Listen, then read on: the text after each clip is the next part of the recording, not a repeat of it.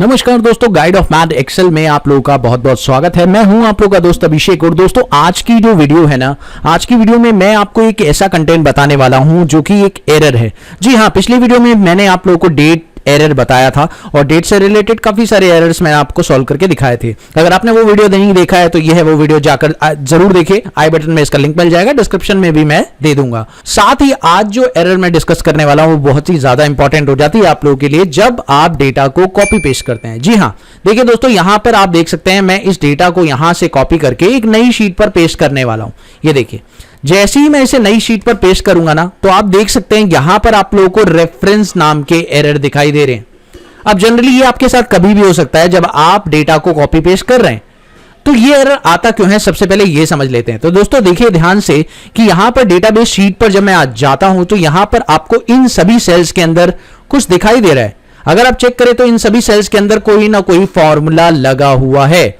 और अगर आप एक और चीज चेक करें तो इसमें जो फॉर्मूले का सेल हमने ले रखा है, यानी जब फॉर्मूला मैंने यहां पे लगाया है तो इसके लिए एक सेल की जरूरत है और उसका जो रेफरेंस मैंने लिया है वो है H2।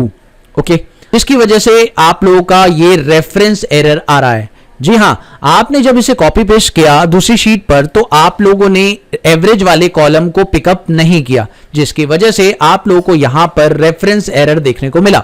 आप देखिए यहां पर अगर मैं जाता हूं और F2 प्रेस करता हूं तो यहां पे देखिए फॉर्मूला तो लगा हुआ है लेकिन इसमें जो सेल था वो नहीं आ रहा है।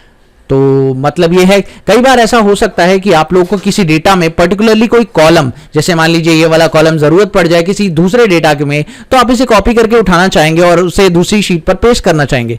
तो अब ये कैसे करें? तो बहुत ही सिंपल है। इसके लिए आपको क्या करना है दोस्तों, यहां पर आप लोगों को सिंपल सी टेक्निक यूज करनी है।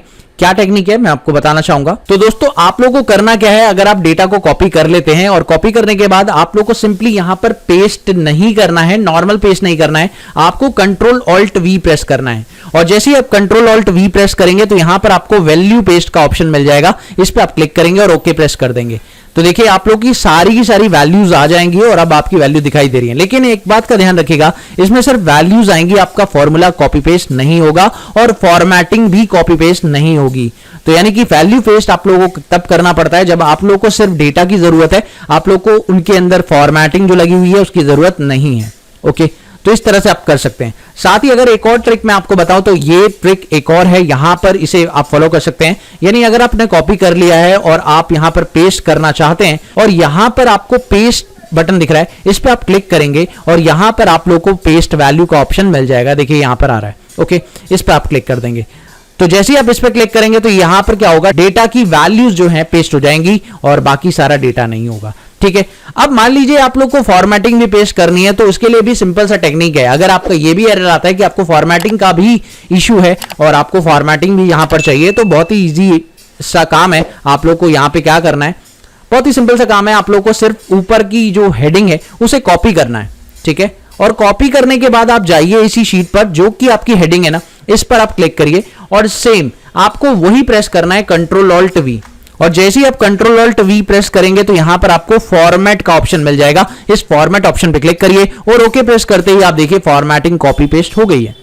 साथ ही अगर मान लीजिए बाकी डेटा है और रिमेनिंग डेटा पर जो फॉर्मेटिंग लगी है, यानी कि आप देख सकते हैं रिमेनिंग डेटा पर ऑल बॉर्डर लगा हुआ है, तो आप इसे भी कॉपी करके, इसका डेटा नहीं कॉपी पेस्ट करना है आपको, तो आप यहां पे जा सकते हैं और यहां जाने के बाद आप कंट्रोल ऑल्ट वी करेंगे तो यहां पर फॉर्मेट का ऑप्शन फिर से मिल जाएगा और आप ओके प्रेस करते ही देखेंगे कि सारा फॉर्मेट आपका पेस्ट हो चुका है।